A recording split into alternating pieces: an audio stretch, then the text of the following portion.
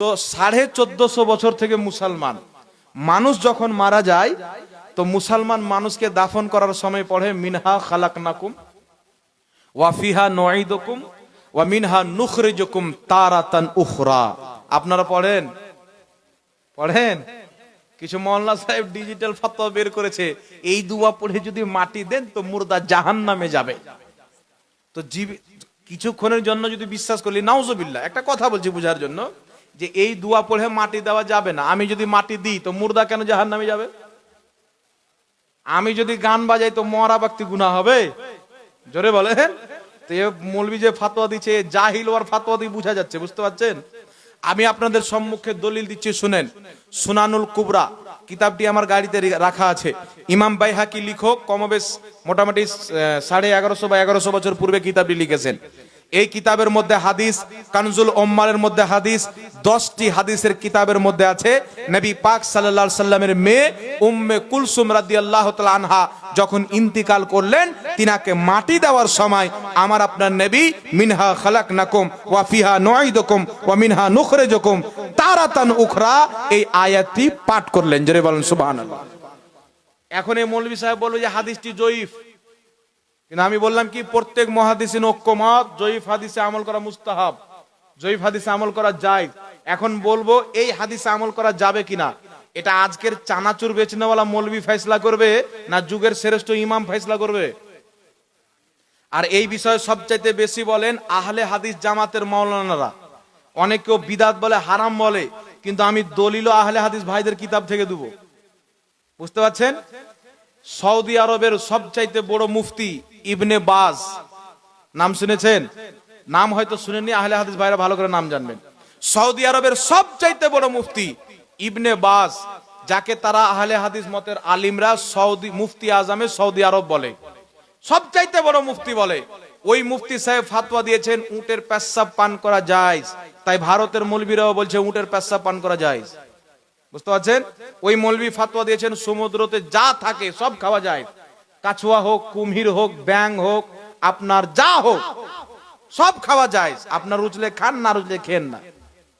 কিছুদিন পরে দুটা কুত্তা গিয়ে পানিতে ডুবিয়ে দেন, 2-4 দিন পর কুত্তা খাওয়া যায়, পানিতে থাকে।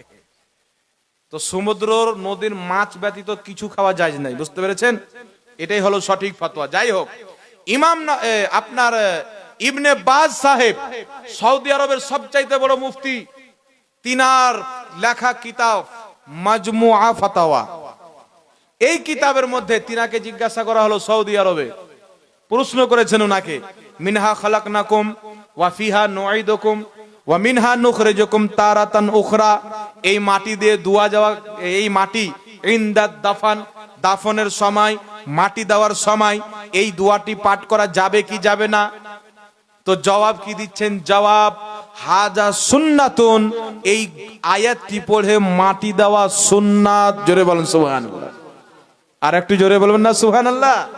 তো ভারতের যত আহলে হাদিস ভাইরা আছে, আমি বলবো ভাই তোমাদের সবচাইতে বড় মুফতি সৌদি আরবের, তোমরা সৌদি আরবকে খুব মানো, কিন্তু আমরা সৌদি আরবের মৌলবীর ফাতোয়া মানি না। কারণ সৌদি আরবের 100 বছর পূর্বে যখন আহলে সুন্নাতুল জামাতের হুকুমত ছিল, জান্নাতুল বাকির প্রত্যেকটা কবরে গুম্বাদ তৈরি করা ছিল, মাজার ছিল। সৌদি আরবে যখন সালাম কিয়াম হতো, হাজারো হাজার বছর থেকে মিলাদুন নবী পালন হতো, সৌদি আরবে মিছিল হতো, নবীর জন্মের মাস 12 রবিউল আউয়ালে মসজিদে নববীতে, কাবা ঘরে, সব জায়গাতে যখন পতাকা লাগতো তখনকার আলিমদের ফতোয়া আমরা মানতাম, এখনকার মানি না। কারণ এখনকার মৌলবী ফতোয়া দেয় সালমান খান আর শাহরুখ খানকে নিয়ে গিয়ে লাচাই, বুঝতে পারছেন? সৌদি আরবে একটা জায়গা আছে রিয়াজ, ওই জায়গাটার আসল নাম হলো নজদ। নজদের জন্য আমার নবী বাদদুয়া করেছেন, তাই দেখছে হাদিসে এর জন্য বাদদুয়া এসেছেন, নাম চেঞ্জ করে রিয়াজ রেখেছেন। মক্কার মতন পবিত্র শহর, মদিনার মতন পবিত্র শহর থাকতে আমেরিকার পরামর্শ নিয়ে, ইসরায়েলের পরামর্শ নিয়ে ওখানকার বাদশাহ সৌদি আরবের রাজধানী বানিয়েছে রিয়াজকে, নজদকে, বুঝতে পারছেন? মক্কাকে বানাতে পারতো কিনা? জোরে বলেন। মক্কা মদিনা সারা পৃথিবীর বিশ্বের মুসলমানদের ইমানের রাজধানী, জোরে বলেন সুবহানাল্লাহ। আর ইয়ারা রাজধানী কাকে বানিয়েছে? ওই রিয়াজে। আমি যদি মিথ্যা বলি মোবাইলে লেখেন, সালমান খান বলে একটা ভারতে হিরো আছে। আমি যখন পেপারে দেখলাম, সার্চ করলাম আর পুরো ডিটেইলস নিলাম, ও আমাদের ভারতেরই।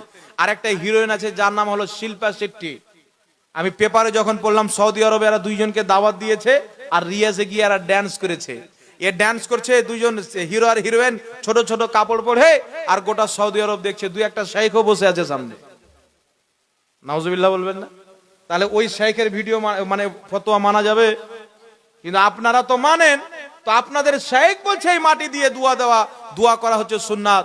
মাজমুয়া ফাতাওয়ার মধ্যে স্পষ্ট বলেছেন হাজা সুন্নাতুন, এই দোয়াটি, এই আয়াতটি পড়ে মাটি দেওয়া সুন্নাত। তো তোমাদের কিতাবই তো সুন্নাত লেখা আছে। তোমাদের সবচাইতে বড় মৌলবি বলছে সুন্নাত, আর ভারতের গাঁজা বেচনেওয়ালা মৌলবি বলছে বিদআত। তো কারটা মানবো?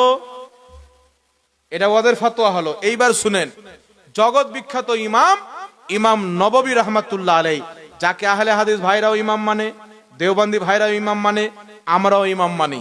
ইমাম নববী রাহমাতুল্লাহ আলাইহি নিজের লেখা কিতাব আল আজকার, এই কিতাবের মধ্যে লিখেছেন মিনহা খলাকনাকুম ওয়া ফিহা নুঈদুকুম ওয়া মিনহা নুখরিজুকুম তারাতান উখরা। এই দোয়াটি মাটি দেওয়ার সময় পাঠ করা হচ্ছে মুস্তাহাব, সওয়াবের কাজ। জোরে বলুন সুবহানাল্লাহ। তো আপনারা ইমামের ফতোয়া মানবেন না আজকের চানা বেচনেওয়ালা মৌলবীর? এই মৌলবী নিজেই ধান্দা করছে। এইগুলো বলে যুবকদেরকে, কিছু লোককে গুমরা করছে। একটা গায়ে 10 জন ওর পার্টি হয়ে গেল, একটা জালসা লাগিয়ে দিল, হুজুর আসেন 10,000 টাকা দিব। তাহলে যত এলাকাতে ওর ভক্ত বাড়াইতে পারবে তত ও জালসা পাবে, ওর টাকা হবে। এটা হচ্ছে একটা ব্যবসা। কিন্তু যুগ যুগ থেকে মানুষ এই দোয়াটি পড়ে মাটি দিয়েছেন, বলছে সব ভুল করেছেন। ওরা হাদিস কোরআন পড়তে জানতো না। আমরা হাদিস কোরআনের রিসার্চ করেছি, কোন সহি হাদিসে নাই। পাগলা বোকা কুন্ডেকার, ইমাম নববী চাইতে তুই বেশি হাদিস বুঝিস রে দাজ্জাল কানা। তোর ব্যাপারই তো আমার নবী বলেছেন কিয়ামতের পূর্বে দাজ্জাল বের হবে, কাযযাব বের হবে। যারা এমন এমন কথা বলবে না, তোমরা শুনেছো না, তোমাদের বাপ দাদা শুনেছে। আমরা শুনেছিলাম এই কথা পূর্বে যে মিনহা খালাকনাকুম বলে মাটি দিলে মুর্দা জাহান্নামে যাবে। আমাদের বাপ দাদা শুনেছিল? জোরে করে বলেন, শুনেছিল? তাহলে এই দাজ্জাল গুলো এখন বেরিয়েছে, এদের থেকে ঈমানকে বাঁচিয়ে রাখেন। এই দোয়া পড়ে মাটি দেওয়া সুন্নাতে মুস্তাহেবা। মানুষ মারা যাবে, মাটির দেওয়ার সময় এই দোয়া পড়ে মাটি দিবে। আর কেউ যদি বিরোধ করে, আমি চ্যালেঞ্জ করছি বেটা, আমি কিতাব নিয়ে আসবো না, ইমাম নববীর লেখা কিতাব কিতাবুল আজকার, এই কিতাবটি তুমি নিয়ে এসো।